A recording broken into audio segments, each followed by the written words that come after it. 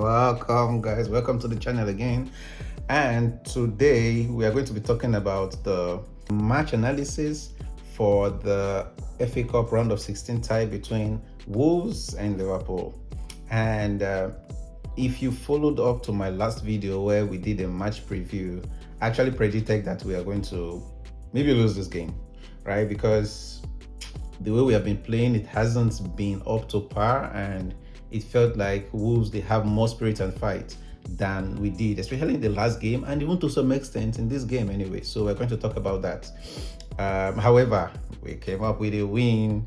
I am not getting carried away by this because we know Arne Slot and his instructions, right? I always put everything down to him because and less on the players. Yeah, sometimes it's a bit on the players, but there are some times when a player is doing what is not expected of them. As a manager, you have an action to take. You either have to give him different instructions, or you change his position, or you take him off and bring in somebody else. And then you have a chance to talk to him on the bench or something like that, or in the dressing room. So I always owe everything down to Arne Slot. Anyways, let's get talking. We're going to start with the positives for some of our talking points. And I must say, yes, this is a good win, though I don't think it's still impressive. Yes, I don't think it is still impressive, but it's a good win anyways, and I'm happy for the goal scorers. Why I say it's not really impressive is because we played against Wolves, and who happen to be the worst team in the Premier League, who most likely would be relegated, and because Wolves really didn't play much anyways. They didn't really show a fight. They didn't really show, what am I saying? They didn't really show zeal. They didn't really show a commitment to actually playing football. They prefer to sit deep and then maybe get into extra time and penalties, or give us the last punch that would, help them grab a win. So they really didn't play much, aside when they considered the first goal and maybe the second goal. So the match actually ended in a 0-0 draw after the first half, and the second half shone to light. And I must say, my man of the match for this game is Andy Robertson. Oh boy, Andy Robertson, this game actually brought back the Andy Robertson of between the years of 2018 and 2022, when Andy Robertson was really Andy Robertson in terms of attacking and defensive wise. He really showed that he brought back his old self, especially with the assist he gave to Mo Salah. And I think Andy Robertson deserves to play more minutes. I don't think he's washed personally. Maybe defensively he doesn't have the legs as he used to, which is understandable, given age and all that. And Kekes is actually the player for the future. But I think Andy Robertson deserves more minutes.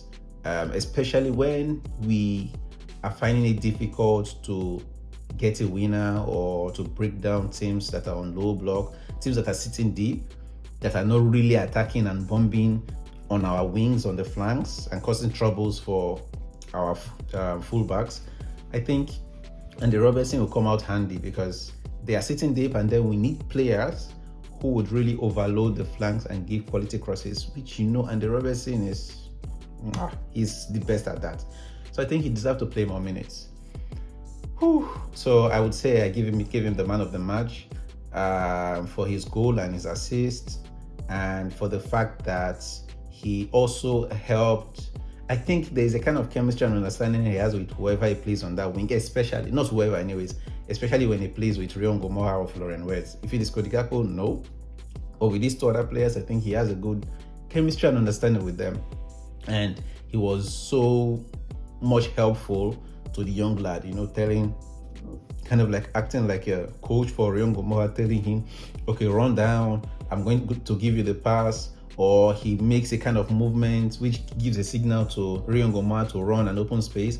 Or when he gives the ball to Rion Gomorrah, he then runs to open space for Rion Gomorrah to give him the pass back. It was so intelligent for him. And I have to also give credit to Rion Gomorrah, who happened to be a gem, but he helped a lot in terms of Andy Robertson coming forward and getting his goals. And I'll say this because Andy Robertson didn't really have a lot of defensive responsibilities to do, because Rion Gomorrah actually pinned down Chuchua, I hope I got his name correct, the Wolves right back. He didn't let him get out of his position, because him going out to attack will be leaving Rion Gomora free to cause havoc and maybe create chances for our players. So Joshua didn't have the chance to go down. However, when he actually get down to beat our players, he actually gave good or quality crosses. So I think Rion Gomora helped Andy Robertson, and Andy Robertson helped him too. It's a win-win for both of them. And this boy is a gem. Like, this is a player you always want to. Actually, before the game, I actually told a couple of my friends that there are actually 2 players I really want to watch in this game. Just 2 players. I don't care about the others. One of them is Joao Gomez of Wolves, and then the other, who I also think is an exceptional player. And I think if Wolves go down, one of the big teams would or should get him. I would have said Liverpool should get him, but because he's a kind of like a Vitinha kind of player. He wants to control play from deep and things like that, but then that will be limiting playing chances for our youngsters, and then we'll be crowded with lots of defensive midfielders, which I don't care. Having quality in your team is having quality in your team. There are times when McAllister wouldn't be doing well, or Gravenberch wouldn't be doing well. Joao Gomez would, offer something very good for us. So I actually told them there are 2 players I really want to look out for: Rion Gomora and Joao Gomez. And I think Rio would have, won the man of the match for me if Andy Robertson didn't get an assist, or didn't get a goal, or didn't get a goal and an assist. I would have given him to him because he was exceptional. Or if Rion Gomora had gotten a goal or an assist. And I would say McAllister did well, even though I know he can always improve anyway. And I just hope his injury doesn't look bad anyways. It looks serious, but I hope it doesn't look worse. We are going to see in a couple of days. And I'm talking about Gomez and Vijay van Dijk too. I think they did well. Their partnership was also great in the absence of Konate. Even though Virgil van Dijk was shaky at some point, he had a tough battle to go on with Toloro Kudari. So he will do better, I believe so. And I felt like within me, something tells me there's a kind of like a transfer of crown from Salah to Rion Gomora. I mean, that is a fast stretch to compare anyways. I'm not comparing. But I think Salah was almost anonymous, aside the pre-assist he gave to Andy Robertson. But I think why I say is a transfer of crown is because Salah is, winding down the years in football, close to retirement, and Rion Gomora is just starting his career and then blossoming. And when Salah was in his prime, you really want to see Salah take on players. He did that against Man City, Wolves, Tottenham, sat players on the floor, a lot of them. And I think Rion Gomora has the ability to do that. There was a special moment when Rion Gomora actually beat one of the Wolves players in the 18-yard box and then caught the ball with his right feet between 2 of Wolves defenders and then took a shot which got blocked. Like, that is madness. Okay, those are the positives. It's always good to start with positives anyways, But moving on to the negatives, I wonder, please, if anyone knows the reason, please tell me, share it in the comment section. Why does Arne Slot always start Cody Gakpo? Like, make it make sense. Why is Ekitike sitting on the bench when he hasn't scored in the past 2 games or so? And is a player who needs goals for him to keep up his scoring streak rather. Like, why is Slot just has to find a way? If he's not playing Cody Gakpo on the left wing, he has to make him start the game. So today you're not playing him on the left wing, you have to play him as a number 9 who was almost useless and didn't really had so much effect. Like, he was as useless as the K is in his name anyway. So, I don't know. So someone please tell me, is it because he's Dutch and it's not just wants his Dutch players to enjoy enough playing time? It's madness. Moving on, for McAllister, I think McAllister's injury actually looked bad when it happened. I just hope it's not worse than it looks. We are going to be looking forward to having updates from that. I just hope it's not worse anyways. I think next point, Salah should really be taking off corner kicks. Like what? Oh, Luna, you made me scared there. It's my cards. Hello, guys. It's Luna. What is it? I'm recording a video. I think Salah should actually be taking off corner kicks. Most of his corner kicks, they don't even beat the first man.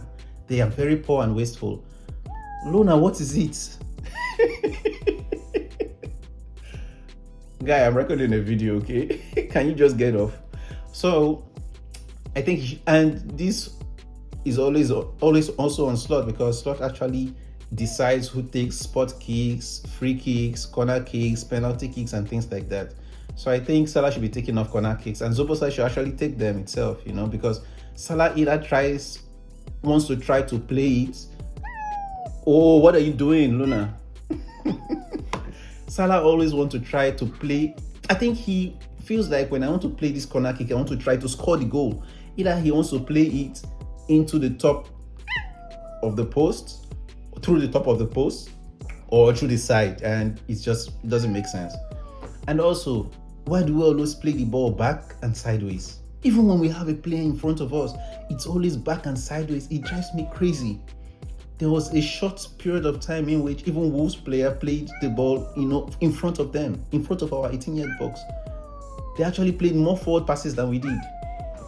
And talking about Slot's subs, they were good, aside the fact that he took off Rio, who was enjoying his game, one of his best games in the Liverpool shirt, and then keeping the anonymous Kodigapo on. Also about Rio Ngomoha, I think he needs to be placed on a special and focused training session, a session that focuses on his shooting and accuracy. And I think a little bit of his defensive duties. There are times where he was so close to tackling a player. I think he was so close to getting the ball. Luna, what is it? Why do you like scratching my hands? Where he was also almost about getting the ball from hello guys, introducing Luna, who is always getting on my nerves. What is it? He doesn't like when I'm gesturing, so he feels like I want to have a play with him. So I think there was a time he could have gotten the ball from Chochua on the throw-in line, but then he just gave up running or trying to tackle him. So I don't know why. I think this will come with age and with time anyways. One other question I have to ask, where is Canvey Ramsey? What has happened to him? Like, is he injured? Because this dude deserves to play. He wasn't even on the bench. There is no news about his injury. Guys, tell me if you have any news about that. And please, if you have further comments, please share it in the comment section. Do not forget to like, share, and subscribe this video. I love you guys. Until the next match preview for